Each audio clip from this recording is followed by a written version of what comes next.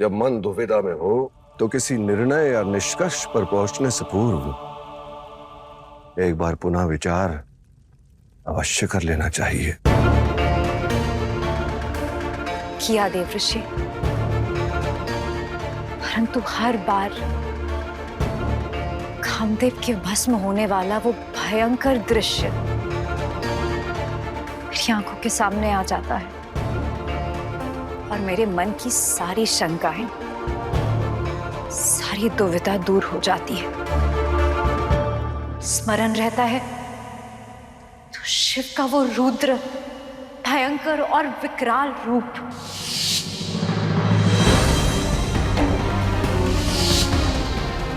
परंतु ये सत्य नहीं है देवी।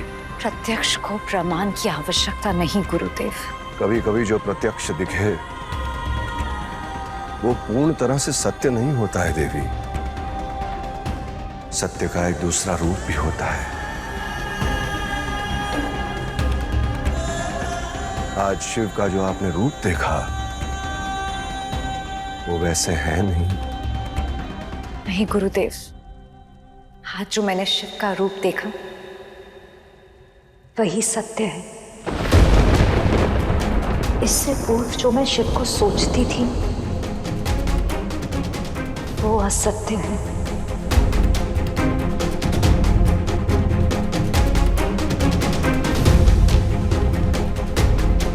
जल बुझाता ही नहीं, कभी कभी जलाता भी है देवी। जिस शिव की पूजा आप कर रही हैं, समस्त संसार, समस्त देवी देवता, समस्त जीव जिस शिव की पूजा कर रहे हैं, भला वो भोलेनाथ इतने विभत्स कैसे हो सकते हैं, जिन्होंने इस विश्व को भस्म होने से बचाने के लिए हलाहल विष पी लिया। भला वो शिव कामदेव को आवेश में आकर ऐसे भस्म कैसे कर सकते हैं? यही सोच रही है ना आप? सत्य यह है कि जो शिव ने किया वो सोच समझ कर किया, और जो रति ने किया वो था आवेश। मुझे विश्वास है कि इस समय आप मेरी इस बात पर विश्वास नहीं कर रही, परंतु यही सत्य है। और आपसे एक निवेदन है पार्वती, कि इस एक घटना से प्रभावित होकर बिना सोचे समझे आप अपने जीवन का इतना बड़ा निर्णय मत लीजिए।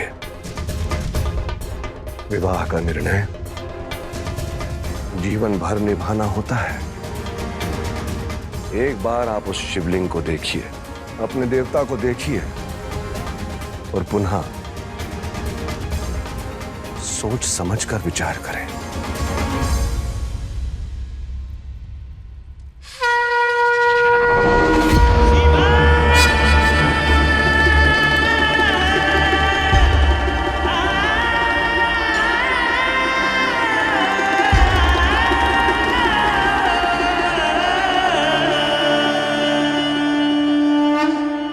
संसार प्रार्थना करता है, स्वप्न देखता है कि कभी कोई देवी या देवता उनकी चौखट पर आए, उन्हें दर्शन दे।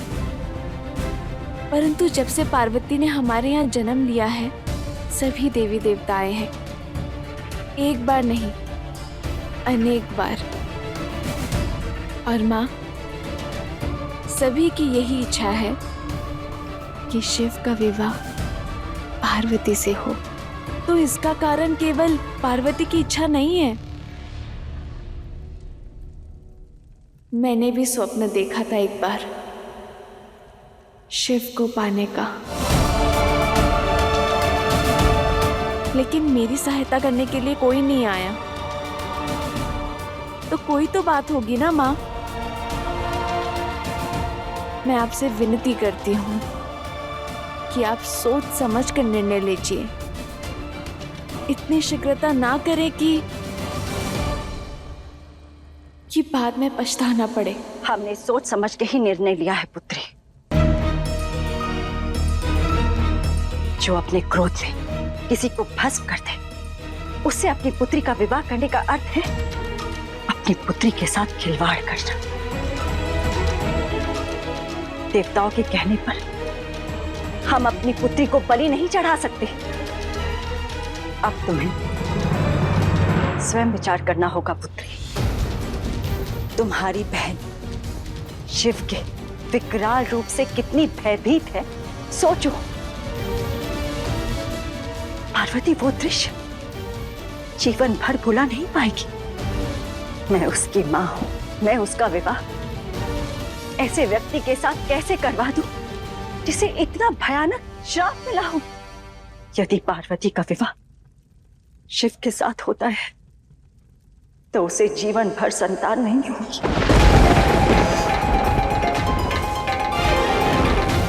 तुम इसका अर्थ जानती हो पुत्री?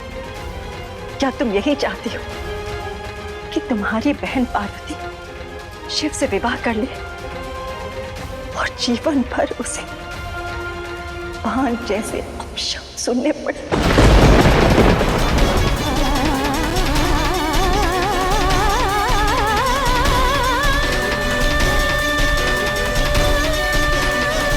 नहीं गुरुदेव, शिव मेरे आराध्य हैं। मैंने उनको पति के रूप में पाना चाहा, ये मेरी भूल थी।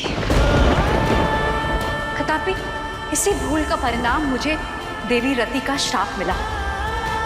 वो मेरा दंड था।